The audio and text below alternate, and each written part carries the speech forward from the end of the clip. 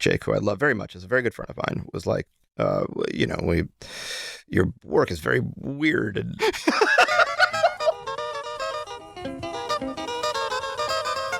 Hello and welcome to Did I Do That? It's a show about the mistakes that we make on the way to making graphic design because it's all part of the process. I'm Sean Schumacher, and joining me today, a very special guest. For over 15 years, he's run studios and managed distributed teams. I'm going to retake that. Oh boy, you're doing that one? You're reading that one. I don't know. Oh, that's my professional face. Do you not want that one? No, you absolutely can. No. There's nothing in there to hide. It's just, all right. That is my professional, like if I had it on a card, I'd be like, nice to meet you. Yeah, because this is a highly professional show. I don't know if you've noticed from the piles of garbage around us. I love it. Well, for over 15 years, he's run studios and managed distributed teams on work that unites creative direction, user experience, and product innovation at Upstatement, Verso, and Uncorked. He was the co-founder and principal of the award-winning design and technology studio Rumors. It's Andy Pressman. Hi. Hi, Andy. Hello. Hi, Sean. Thank you for having me. Thank you for being here. Thank you for coming to Dog Poop Central, as we are now calling your art building. Beautiful. So I wanted to start us out with actually a great news item that just came across my desk just yesterday. This is a headline from Starbucks HQ. This is breaking news from Starbucks. Starbucks brewing revolutionary Web3 experience for its Starbucks Rewards members. It's terrifying. I thought we might be talking about Starbucks offering all kinds of amazing benefits to employees that are not going to unionize. No, they're not interested in that. I actually have very little to say about Web3. It's going to be shocking to you. I'm much more prepared to talk about unionization efforts than Web3. Okay, then maybe but keep going. I'm ready. It's because of how little I have to say that I want to hear more about it. Well, get ready to embark on a Starbucks Odyssey, Andy. Oh, no. Because Starbucks Odyssey is the new experience that will offer members the ability to earn and buy digital collectible stamps, NFTs. I've heard of them. That will unlock access to new immersive coffee experiences. As one of the first companies to integrate NFTs with an industry-leading loyalty program at scale, Starbucks will create an accessible Web3 community that will enable new ways to engage with members and partners. Parentheses, employees. So I do want to back up a little bit to the great phrase, new immersive coffee experiences, what could that possibly mean? So I have an idea. Yeah. Have you ever been to Hershey Park in Hershey, Pennsylvania? I've not. It's an amusement park for Hershey chocolate. Great. And you sit on it's a moving bench, and you're taken through a fake factory, and you see the Hershey Kisses dance and so forth. And I like to imagine this is the I was like, dang. There's so much lead up to get to that part. Well, the idea of being taken through the Starbucks, the world of Starbucks in Starbucks Seattle on a little chair is the only immersive experience I care about.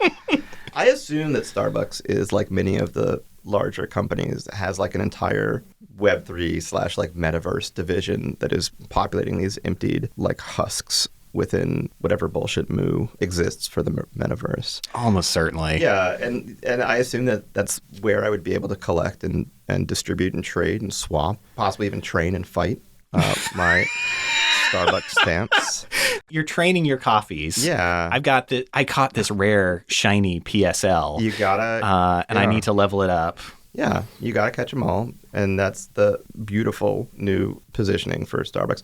I mean, I don't know. I think it's all going to be a comical thing that we look back on as mostly a fad, because the ways that those things are going to impact us are things that we're not actually talking about or thinking about right now. Well, I think the thing that really fascinated me about this story, the Web3 component, just the idea that this is an NFT immersive coffee experience, first of all, made me think of being dipped in coffee, which I would certainly prefer not to do, especially at the temperatures that Starbucks seems to think coffee needs to be at. But also just like I have a little step tracker on my phone, and when I do the number of steps that it likes, it gives me a little medal. I can't sell that metal. That metal's not worth any money. And as far as I can tell from reading this press release, neither are these digital collectible stamps. So how is it Web3? Yeah, The thing about NFTs is you can sell them in theory. In theory, is I would underscore it. And if you're just getting them from buying coffee, then that's just the little medal that you get for doing your steps. Right. Are they gamifying your coffee experience? I think that the hope there is that you will... okay, when I was growing up, my sister and other people bought like Starbucks cups from the different Starbucks they went to. Oh, yes, the little city. Yeah. Yeah, that was a big thing. And I imagine that this is just... It's that, but in a different form. Yeah. You weren't going to like sell your Starbucks cups, presumably. You were collecting them to show that you weren't even doing it. It's like an impulse that you were. It's part of the death drive, really, for teens, tweens, young adults, and I think that is really what this is. But I also think that there's like a gap in. There would need to be another infrastructure, another space built where these things were displayed and shown. And I think people are assuming that will either be, Facebook or something like Facebook for any of this stuff to matter. Because otherwise you have this like balkanized like explosion of digital experiences that you own or have contributed to, but nowhere to put them. So really all this is, I don't know. It's so easy for me to like ignore this as noise. I don't think it's going to, it like has no impact on me or people. It's an exhaustive waste of time. I mostly think about the people working on it. Yeah. Who have to like labor on it, and that useless work. The poor people at Meta who had to redesign their entire virtual world after people made fun of Mark Zuckerberg standing in front of the Eiffel Tower. Yeah. I mostly like think one about, weekend. I think about the useless, it's not useless, the labor that could be put towards other things that's being put towards these ends. And I think about the unionization efforts. I think about those two things. The last thing I think about is, in truth, the Web3 component. It's just noise. It's noise in the air. But yeah, so where was I going with this? Oh, yeah. What got you into design initially? I drew a lot as a kid. I liked comics a lot. And I liked thinking about the way that, whether I don't think I thought about it this way, but this was what I was thinking about, was the way that you would create meaning from word and picture together. I was like movies. Anything about like visual storytelling was something that hooked me. Yeah. And then as a kid, I'd make posters whenever I could for class projects or whatever, just because I thought there was something about that object that conveyed a kind of meaning and realness in the world. Like posters were real. Oh, therefore this thing was real. Do you have any memories of posters that were really impactful? That I drew or that I saw? Either one. I remember the things that I made. I had made posters in class for a future car, like Futuro 2000, and labeled all the things in the car. Yeah. Things like that. Anyway, kid businesses. Yeah, kid businesses. I was very more entrepreneurial as a child than I am as an adult, frankly. Well, you aren't dealing so much with the downside of capitalism at that age. It's true. I was just excited about inventing a future car. Yeah, and so I was interested in that, and then I went to... I continued doing that through high school, but didn't think about it not seriously in terms of studying it. Went to school and studied history for a year, and then dropped out to go to art school. Wanted to sort of recommit to art school. What was the pivot? What got you into history, first of all? Oh, just lack of any clear thing for anything else. I thought I would study Chinese history, and I took Chinese lessons, Mandarin lessons, and it was... Oh, shit. Oh, it's fucking hard. I can't. It's a hard language. I can't learn Spanish, let alone... no, genuinely, I took Spanish for a year. Yes, and I wasn't happy in... I really should have taken a year between high school and college just to kind of do nothing but work. And instead I went to school, and I just didn't know what I was doing. So it was as much about pausing that trajectory as it was knowing that I wanted to stop studying history and study art instead. Yeah. But when I went to school, at that point I had become convinced that design was the way to pursue that sort of meaning making, doing cool things, probably when I was like 18, it was about doing cool things. And by the time I got out of school, it was about like meaning making, you know? Yeah. That was the arc of like what design was for me. Well, and then I feel like that's also such a common, like, you start out because you want to make something, because you have this urge and this drive, and by the time you get out of school, you're like, oh, actually design is like solving problems, and like... Yeah, and I still, like, I recognize in myself that when I do anything, it is a project. It's like, if I'm going to do anything, it's going to become a project. There's the composer Nico Muhly, I'm not sure how to pronounce his last name, had a blog for a long time and wrote a post that always stayed with me about the way that everything he does, he has a hard time separating his work from his, like, the things, you know, cleaning or the kitchen or making a meal. Yeah. And I have very much that impulse. Oh, absolutely. And so that was, for me, design was a way to pursue that professionally. Yeah. So at Cooper Union in New York City, in the art school, there weren't programs as such. Like you weren't going to like study design. You just sort of took classes. Oh, just like generalized build your own degree type of thing. Yeah.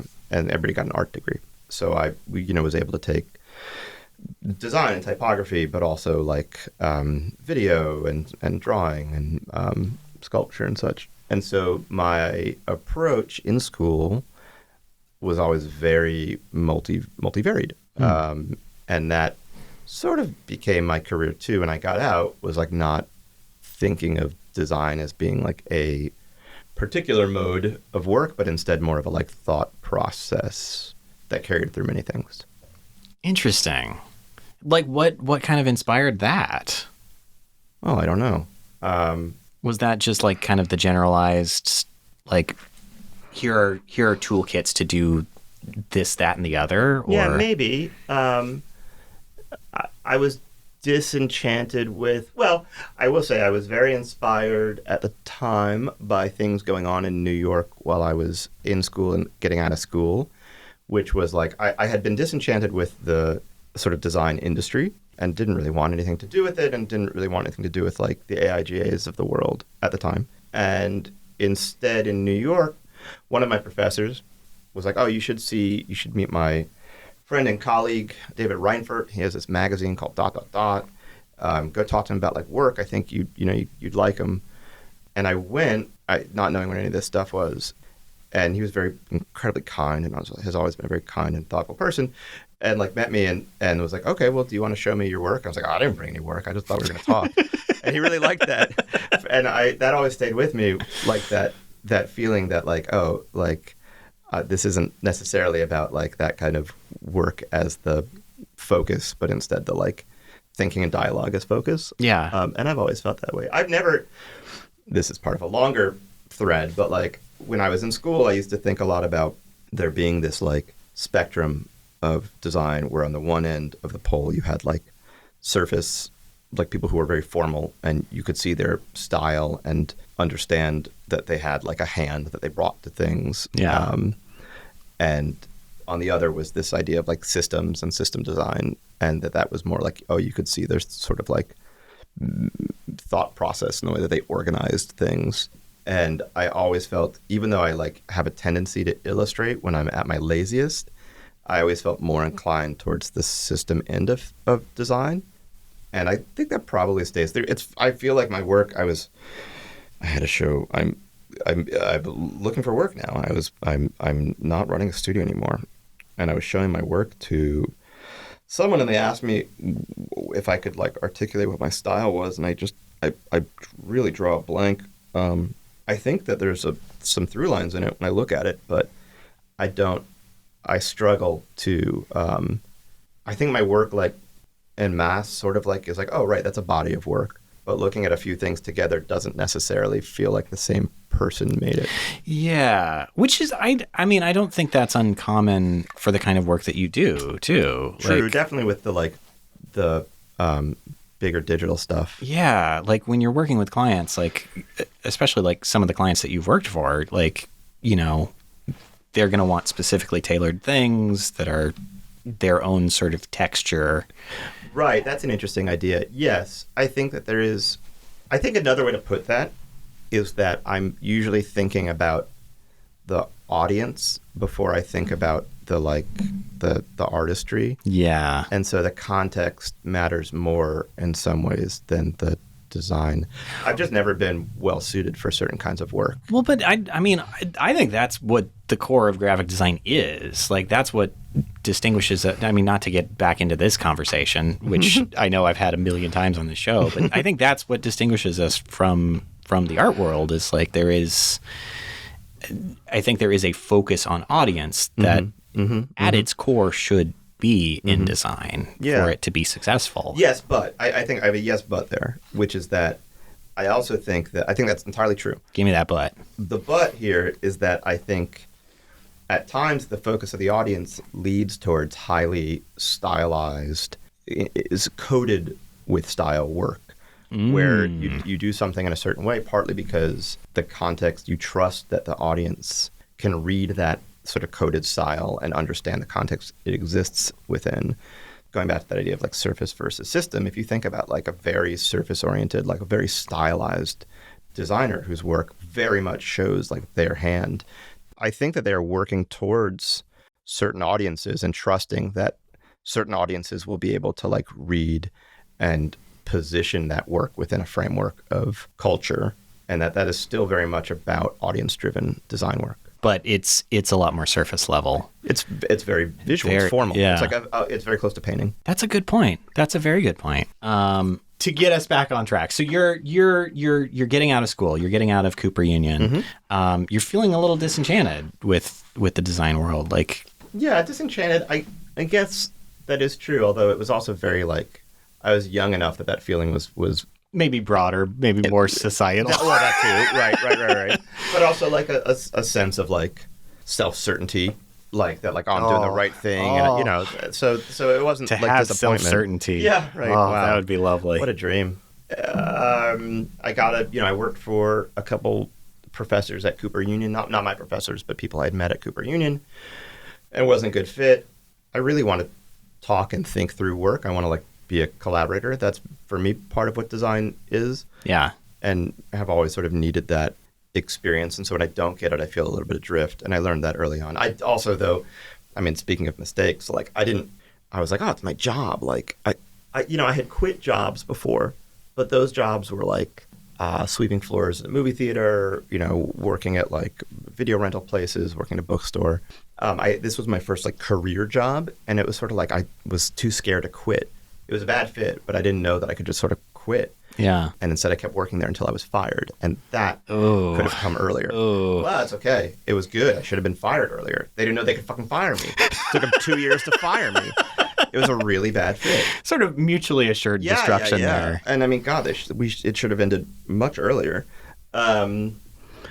Going back, I would have left after a year. It was just not a good fit, and I could do other things, but I didn't realize it. And it did take me a while to figure out what to do next. I didn't know how to get work. I had done freelance work, but more for not at scale. Yeah, not like it was going to be my career. And so I was like, do I look on Craigslist? Do I go on Monster.com? Took on a ton of really stupid work, constantly getting fired from those things because I was trying to design my way through it, and they just needed a salsa label, And I get it. They wanted a salsa label, and I was not a good fit for that. It took me a while to realize this stuff. What were you trying to do to the salsa label? I don't know, man. I just wanted it to look like a good salsa label. They wanted it to look like it had probably at the time they wanted it to have some kind of cool hand-stamped grunge type. And I was like, no, we don't do grunge type. That's bullshit. It's already salsa from New York City, which we know from the commercials. I have a lot of opinions. I have opinions about both salsa and grunge type. I worked in an architecture firm for a while doing design stuff. Absolutely no grunge type there, I'm guessing. No, and that was... Architects do not enjoy that look. No, they overly thin weights of Helvetica. They hate serifs. They're allergic to serifs. They really do. And again, it was sort of, that was less of a bad fit, and more of sure, I'll do this work for a while. Yeah. And then in feeling it out. Yeah, I was feeling it out. And in 2008, I started a studio with two friends called Rumors. And that was the start of my like proper career, I think. What sort of work were you doing in the early days? Oh, it was sort of all over the place, but it was the stuff that like we really started to grow was web work, websites and applications, but a lot of like New York Times op-ed stuff, like the stuff that like New York design studios did. Yeah. Books for art organizations, brands for this and that. But the work that was the most sustainable, we started the studio in the summer of 2008, and then like Lehman Brothers like collapses 2 weeks, 3 weeks later, like all that stuff starts happening. Yeah, it's a great fun time. It was terrifying for a half a year, but we were also well positioned in that we were younger, so we, cheaper, didn't know how much we could or should charge, and also probably couldn't charge that much more than we did at the time. And we made websites, and so you had these large companies that would previously have spent $500,000 to more dollars on print, like mailers and things over the course of a year, being like, oh, we'll spend $30,000 on a website, less at times. And so we did that, and that was really, that sustained us and helped us build clients. And then from that, we had, I had two co-founders, still good friends of mine, Holly and Renda. Holly left pretty early on and moved to the West Coast. Renda and I then ran the studio together until 2012, I think, when she left for the Times. But in between then, when Renda was there, she and I had very similar ideas about what the web could do, like how you would think about a website and an interactive experience. And that was such a fruitful time too, because 2008 is the iPhone launch as well. So there's this whole other idea. The web is not just a thing that's like on your computer at your office. Now it's like, whoa. Yeah, that's true. Pocket web. That's true. You didn't see like responsive design for a bit still. No. But yeah, you did have Pocket Web. And you also like, it was a time before, going back to this idea of these like larger companies building, the metaverse or whatever else they want to build. That's like effectively a cloistered gated community. AOL 2.0. Yeah. It was a very distributed kind of internet.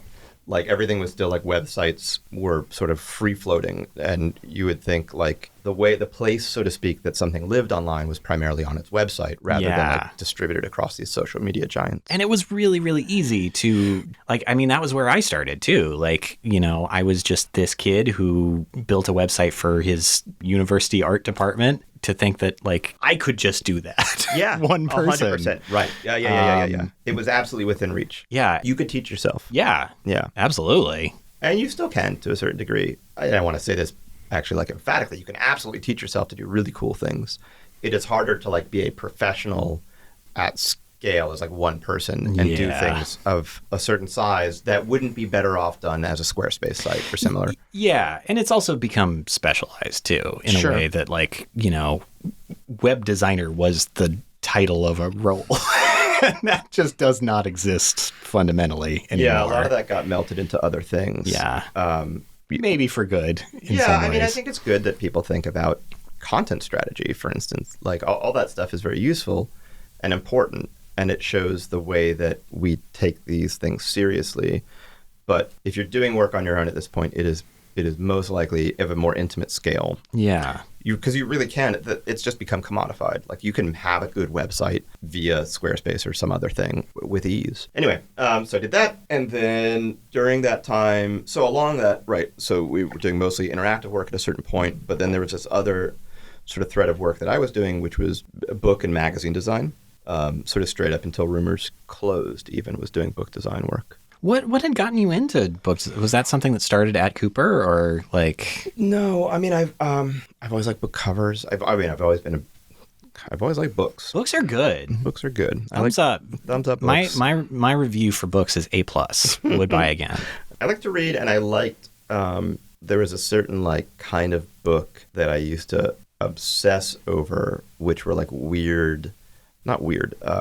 usually not American. Philosophy or like political texts would often have really like what were to me captivating and like idiosyncratic covers, although I would later learn that these were like standardized. Like this was like the entire like German publishing line would have this kind of a cover. Oh, really? And I was like, oh, these are so beautiful. They're so like aggressive and like, and you know. They're just some guy cutting things apart and taping them down and probably. I got 10 minutes to do this one. Oh, God. No, fortunately not quite that like cavalier. There was definitely like a lot of thought in it, but it was like a system. It was very normal, in other words, to like for books to look that way in that context. Whereas here, when I would see them on the bookshelf, they were like, "What the fuck is that?" They're just they were like otherworldly to me. They would often be like almost entirely typographic, like really stripped down. So I was interested in that work. We had desk spaces in Dumbo, Brooklyn, which at the time was a real, like, for various reasons of real estate, there was someone who had been leasing out offices to publishers for longer leases and fairly cheap money. And so there was a lot of publishers, independent publishers or smaller presses that were in Dumbo that I would meet. One of them was Melville House, did some work for them, and then through them at like some event met the managing director of Verso Books. Which was like a pretty major academic publisher at the time. Yeah, they'd been around since 1968. They were the world's like most, in the English language anyway, notable radical publisher. So politics, philosophy, economics, anything like that, gender, queer studies. The managing director, Jake, and I, like, you know, we just were talking, and I was like, oh, I'm a book designer.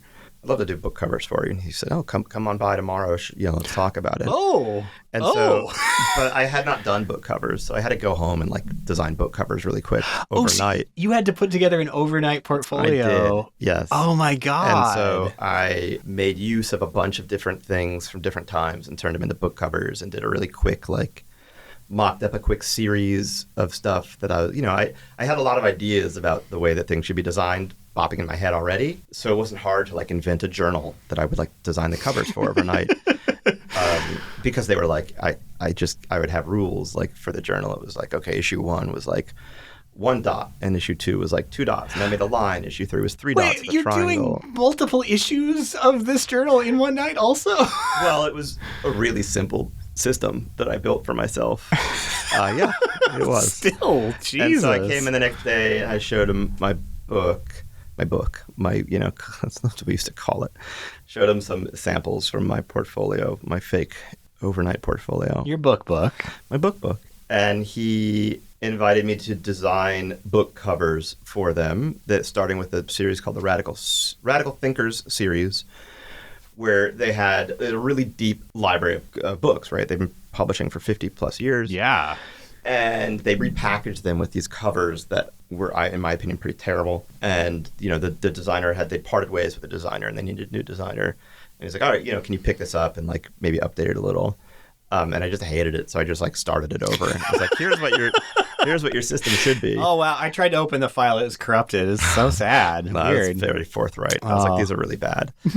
Here's why these are bad. You even went into the explanation. Oh, yeah. I mean, I guess that's part of the sell, ultimately. Yeah. I'm always, I am at my best if I'm working with people who are thoughtful and want to like discuss the reasons for things. And so talking about the why is as important as talking about the what. So one thing that I pitched them on was like, you know, usually when you have a book cover, you have either like fine art, like, you know, classic art. This Verso has, you know, classic art with type, and that is fine, but also like no one will look at it. It looks it's intended for an audience. The most dry and academic a thing could look. Sure. And a sort of critical part of the why here was that they were trying to reposition themselves for an American trade audience and wanted to bring in new readers. And so it was like, well, you know, you can't bring in new readers if you go this route. And the other thing that you're doing is you're taking the like a core argument or a thing within the book and you're showing it in like the most literal way possible on the cover. Like here is, you know, you photoshopped like a taxicab upside down on fire, and the title of the book is like why taxicabs are upside down and on fire. Like it's like there's no like I want to read this book. There's no point. And so I you know, my pitch was like, what we can do is build this sort of poetics of design where the cover, the art is not like immediately understood. It's a little bit more like evocative and mysterious and sort of like challenges the reading. It's gonna confuse rather than like illuminate, and that's okay because the thing is basically an enticement to pick the book up. Yeah. No one's gonna like learn the book from the cover. Anyway, it was a success. It went well, and I did another volume, and then they had me do some other books for them, and those covers kept being killed. Oh. And then finally I was like, look, I can't keep designing for you because I don't think you don't know how to work with designers. And I meant this in the most generous way. I probably said this in a better way. But like, there's a process to design where you have an idea and the idea is worked on, and it's very rarely the same thing at the end as what it was when it started. It has to get there. And they didn't have anyone on design. They didn't have a design department. They had a production department who would usually be the one to coordinate with the designer, but that person couldn't like talk about the design work of the process. Oh, that's good. It was hard. And so I was like, what you need, first off, I was like, I quit because I had to quit. And I was like, what you need is you really need a design director, an art director who's like in this role. And I was like, you should just hire me. And he was like, Jake, who I love very much, is a very good friend of mine, was like, your work is very weird, and we're trying to break into the trade market, and it's very important that we like expand it to have more. And so I was like, okay, let me pick out like 12 designers that I think would be good, could do good covers for you, and I'll do a presentation. And so I did, and I thought about people that I knew who did good work, and I thought about people who were like people whose design I admired, but I didn't think we would get them for Verso, like Peter Mendelsohn or David Pearson, and showed them as part of it. And then also like younger designers who were like, fresh out of school, like Eric Carter, like people I knew. And I was like, this is the kind of mix we could work with. And they were invested, and that was how that started. And then I started commissioning books, and that went on for a very long time. That's incredible. Yeah. But it was like, it was only, I think it worked, and it was only like reasonable of me to do it because they needed it, and they knew that they needed it. It wasn't like I was like, hire me to do a thing you don't need for money that you can't afford. It was as a designer working for them. I was like, oh, you have a problem in your process. Like, let's talk about it, and here's how I could solve it. You're thrashing around. You're not accomplishing anything. And you're burning out. Yeah. The designers you're working with are burning out. All these covers that they're killing also, are they paying you the kill fee for them? Yeah, they paid me the kill fee. So they're losing money constantly. Just hand over fist with every one of these ideas. Yeah, that was a steady Wow. Yeah, they desperately needed help. No, it was bad. It was bad. And and the guy who was their production coordinator, like, he hated doing the work. Like, he wanted somebody else to do the work. Yeah, I don't have the swagger to like walk into somebody's room and be like, you know what you need? It was only that like it was just sort of known. Down. Right, exactly. No, it was a known problem, and I had in mind a way to solve it. Now, I know you brought in your iPad, which appears to be in better shape than my iPad. Maybe. It hasn't been sat on, say. Oh, you think? It doesn't have the characteristic. At this point, I'll show like an bending. example of. So partly, I'm bringing this here because when I noted that Jake was like, "Oh, your work's a little bit. You can't design all our covers because you have bad taste." Effectively. Well, I mean, in a generous way. Like, your work is weird. I'm going to show you a little bit about like what that meant. I'm so eager. I'm so hungry for it. Oh, now I have to find these stupid things. Files on my I saved it via the like Files impossible app folder browse organizer. Hey, Apple, the Files app stinks. Yeah, it's really real bad. Okay. So like, here is a example of a book cover that was killed. That they said that nobody could look at it. It's got a certain eye-searing quality, though, that I feel like is very in vogue right now. Yeah, I mean, all my work is good, Sean.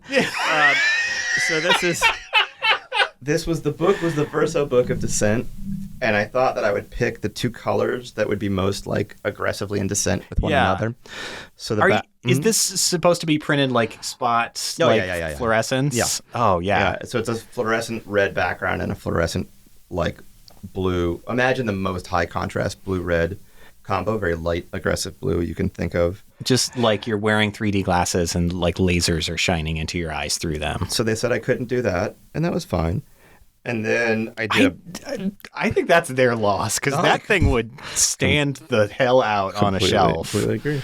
And then I was like trying to be a design director shortly thereafter, and I didn't know how to be a good design director at the time. I didn't know how to yet advocate enough for my designers. So like, here's an example. This is a book that was designed by, I'm just not going to say their name because they didn't want their name on the cover for a reason I'm going to state in a moment. Oh. Which is, it's called The Rhetorical Foundations of Society by Leclau. And the cover is like these brick forms. And then in each one, there's the different word of the title, The Rhetorical Foundations, and a different typeface. And the intent was that this was like a mock-up that they had made to demonstrate an idea. And like, I just was like, sure, oh yeah, we'll show the mock-up and it's fine. We'll change it when it goes to production. And then it's going to production. And then like first I was like, no, we don't have time. And instead of being like, absolutely not, we have to change it, I went back, I was like, oh, we can't change it. And they were furious. And I get it. They were furious. Their name isn't on it. I made a bunch of mistakes like that early on. I didn't know. I had never worked doing this work before in any context. I hadn't been an art director at a newspaper. I hadn't worked at a publishing house. So a lot of that stuff was just learning on the go. Yeah, too. Like, I think that is kind of an important lesson, too, about why you don't give workable files before the final round. That's true. But I felt very responsible. Definitely a lesson I've learned. I had told them I could do it. Then I showed them I couldn't, and it was a bummer. Well, that's sometimes how it goes. Yeah, it is sometimes how it goes. I mean, I've learned so much from mistakes. I've made plenty of mistakes. I had once. I know that I came with mistakes in pocket. Once you're in the right place, my friend. I was working on a book. This was at that first studio that I had said I was fired from for being a bad fit. I may also have been a bad employee and designer, so there's other reasons. There was a book we'd been working on. You were engaged in a cold war with them. I absolutely was. We'd been working on a book for a long time, and then the day came to send it to press, and I realized that the print size had been different, that it had all been spec'd out, and everything is like from the size of the file. And so I had to like manually, because I wasn't using InDesign properly, like readjust the size of the book in the 15 minutes while the courier was coming to pick up the zip drive or whatever it was at the time. How long is the book? It's a big, stupid book. It was a lot of margin adjustment very quickly. Oh, God. I mean, that's just, I think I'm better about these things now, and I work in mediums that offer more affordance than I used to. But yeah, the details, I was never very detail oriented as a systems designer. It's not a great combo. Well, you working in web, you have the wonderful flexibility of, this is wrong. Well, we'll just fix it. That's exactly right. There's not a courier that's coming. The downside to it, though, is that it's like, this is wrong and we can fix it forever. Yeah. I can always let you know that something is wrong. I can always have you fix it. Welcome to why I'm trying to get out of web. Yeah. There's a lot to it. Not my favorite part of it. It's a curse. Yeah. It haunts you like a ghost. Yeah. I've gotten so much better at telling people that I'm not available now.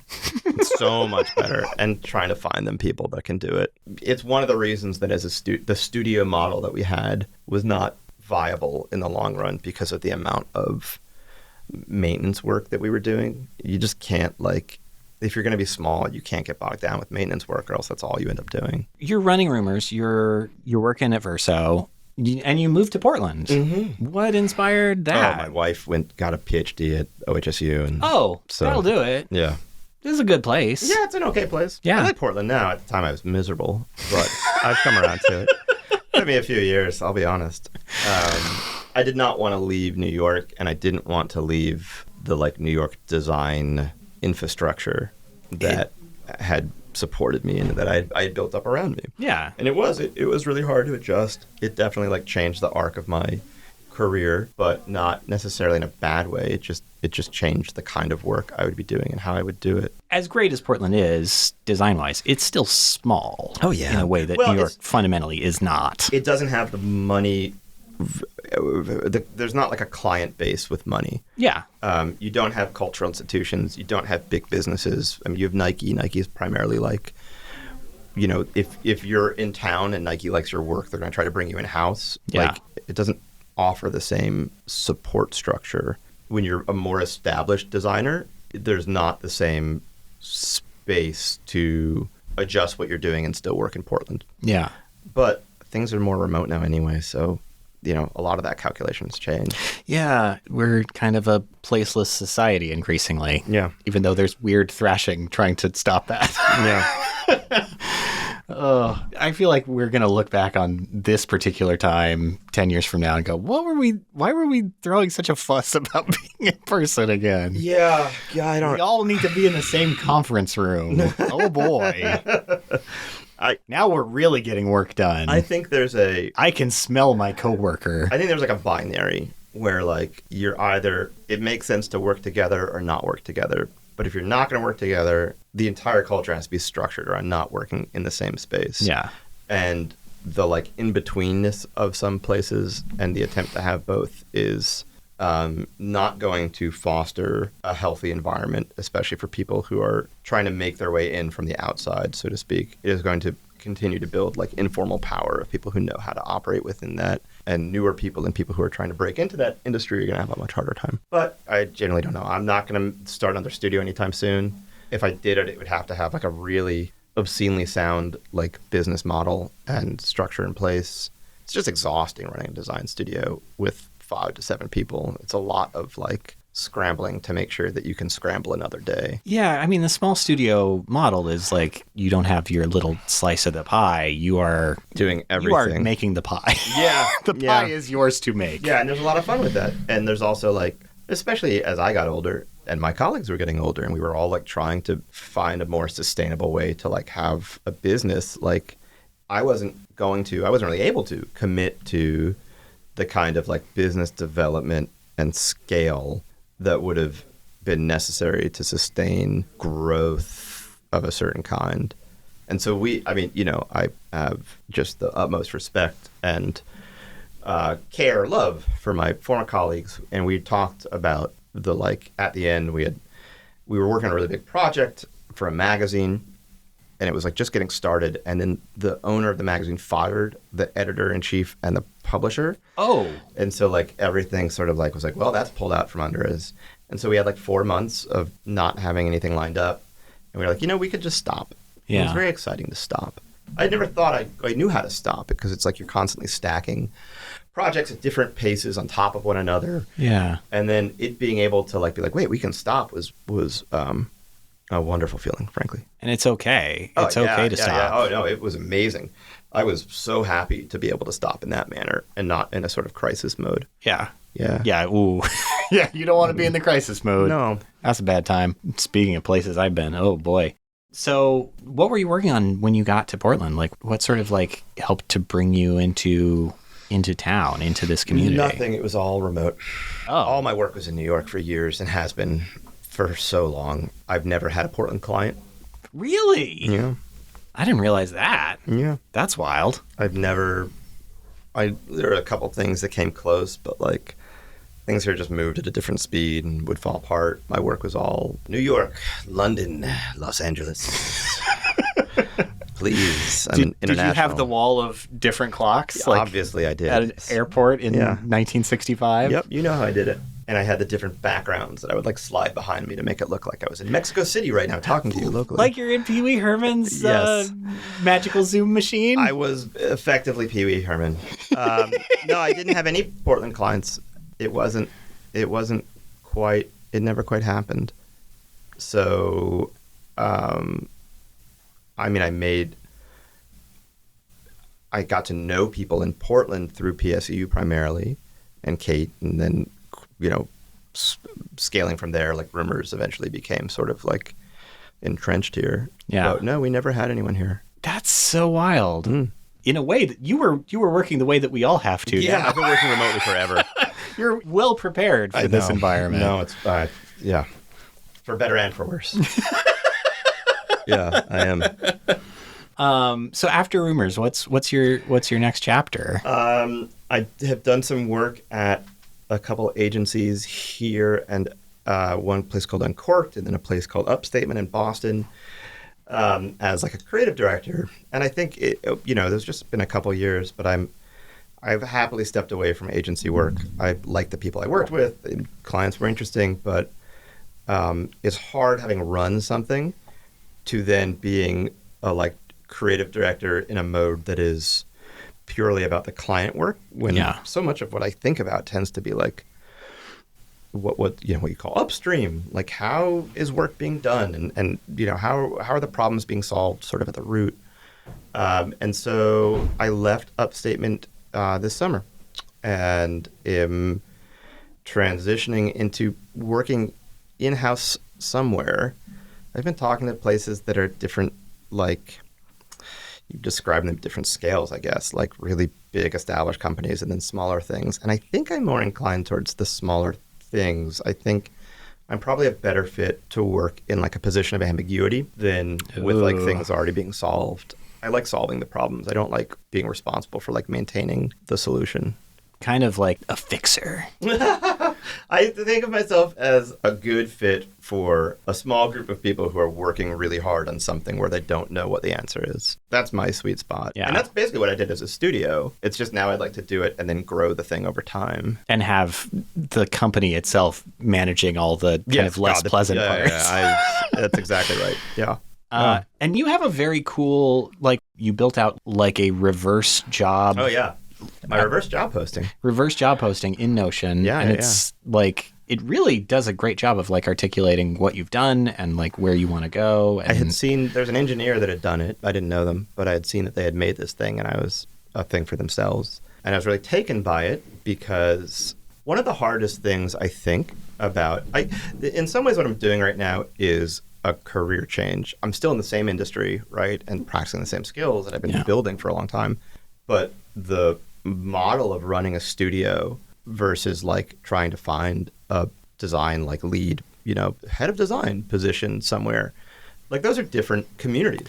Yeah. And so like I think the hardest thing about that kind of moment is introducing yourself as being more than like a cover letter or whatever, or like a handshake from somebody's like, oh, you should meet this person, or the designer art director website that's just like text or images of my work. Yeah. And I've never been someone who I don't think the images of the work do a lot of justice to how I work. And so writing this sort of intro about what I do and how and why I do it made more sense and has been really warmly received, and still is the thing that I like. Tends to be the first thing that I'll give to somebody if like somebody's like, oh, you should meet my friend. I'll be like, oh, you should, read this if you want to know about me. Yeah. It also cuts down on people who don't want what I do, which is critical. Like, I don't want to have conversations if we're not going to be a good fit for each other. I like meeting people. I like meeting thoughtful, interesting people. But like, if it's going to be transactional and like you want to know if you're going to hire me, like read the thing and just know that you don't want to. Yeah. There are absolutely companies that are like, no, you don't want to hire me. You don't. You're better off.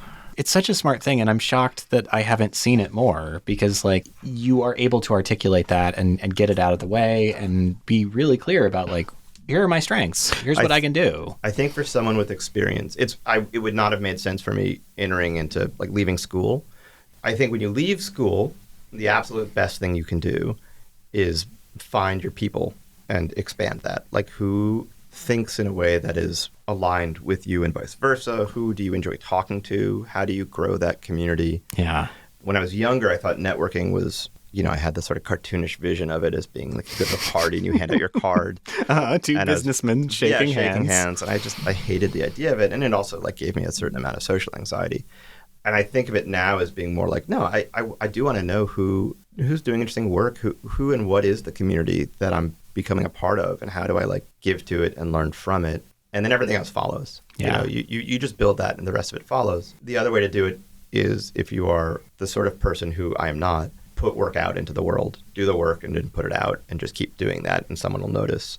I could never motivate myself to do work like that. I have dear friends who have, and that's how they started their career. I could not. I was absolutely about like working with other people. A lot of times though, that also feels like shouting into the void for it can. Years. It can. It definitely can. But it helps clarify your voice if that's the kind of designer you're going to be. And eventually, it's like a long game. It's hard to think about time in that way, but it can take a while before you find the thing that's comfortable for you. Yeah. And before you understand what is comfortable for you, not just find it. Yeah.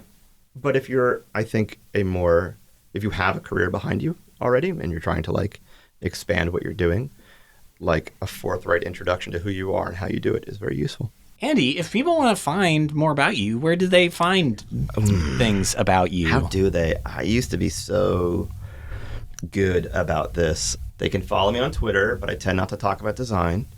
They can Google me. Is really just Google me. Andy Pressman Design. I'm on things. I go through bursts of productive engagement with the world. And if you catch me on one of them, I'll be doing that for a while. And otherwise, I might look like I'm sleeping I like to sleep. I take a lot of naps on the internet. You hibernate and then you explode that's out. How it feels. Yeah. Good morning. Yeah, exactly. Hello, world. Yeah. Yeah, so go find Andy and go find the Notion site. Oh, yeah. If you look at actually, that is a thing that I think people would be interested in. Yeah. And I wrote it partly because I thought it would be interesting if I had read someone else doing it, I would find it interesting. So if you find me on Twitter, twitter.com/Andy Pressman. It is currently my pinned tweet. If you go and it's not there, it's because I don't want people to try to hire me anymore. I found a job. But for now...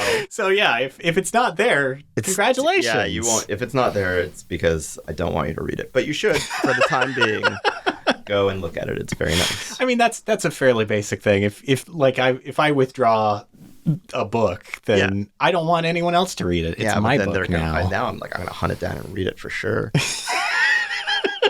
Savor it. Hold on to it. Clutch it close to your chest. Retweet. Yeah, retweet it. Yeah. It's on the tweeting service. That's what it's there for. That's the whole main feature of the tweeting service. It's in the consolidated space. Go there and do all of your tweeting and reading. Why did we settle on that as the consolidated space? We could have come up with something so much better. The library. The Library of Alexandria. It will last forever. This is where I will put my jokes about farting. Well, thank you. Thank you, Andy. Thank you, Sean. Thank you so much for being here. It's been a pleasure. And thank you to the listener. If you enjoyed this show, hey. I know a thing you could do that would really help us out. Go on to the service that you use and rate us 5 stars if you can, and leave a review. And also tell a friend, because word of mouth is the best way to spread this show. That is all we have. I am Sean Schumacher. This is Did I Do That? And as always, at the close of every episode, we say... This is design.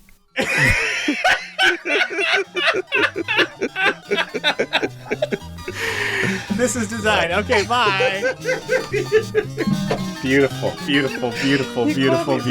Messages from Danielle about my kitchen being ripped apart. Oh, God. In a good way, I hope? Yeah, I mean, in a known way, but a stressful way. This is a tangible... this isn't just like, very localized hurricane.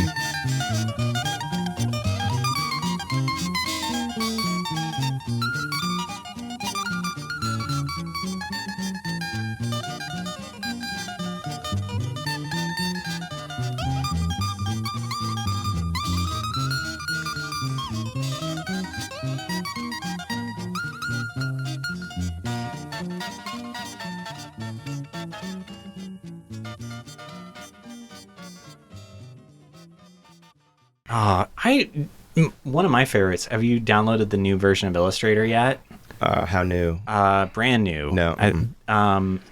Get ready for the very first sponsored splash screen. Oh, no. It is an ad for the Amazon Lord of the Rings series. Oh, my God, no. No, but it's such a poor ad that it looks like it's for Captain Marvel. Like, nobody was thinking about what the implications of any of these choices were.